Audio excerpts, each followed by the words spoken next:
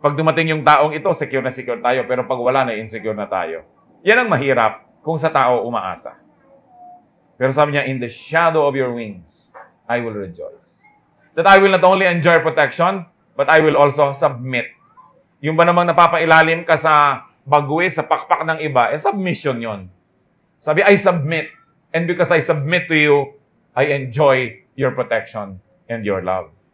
Sabi niya, my soul clings to you, to God. Yung isa na namang tao, with his hands, I will cling to you. Tao na naman yung kakapitan. Mga Pilipino pa naman, ang hilig makinig sa love song. Ang dalas tuloy malungkot.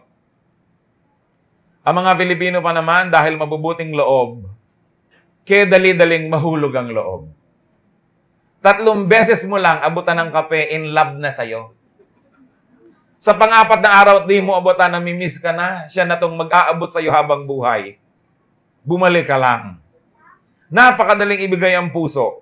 Kaya, napakaganda sana yung ating kalooban na ganon, ma-direct, ma-channel sa godliness, na maibigay natin yung ating puso kay Lord, na sa Kanya mahulog ang ating loob, sa Kanya tayo tumanaw ng utang na loob, sa Kanya tayo makipag-ibigan, then we will be the happiest people on earth.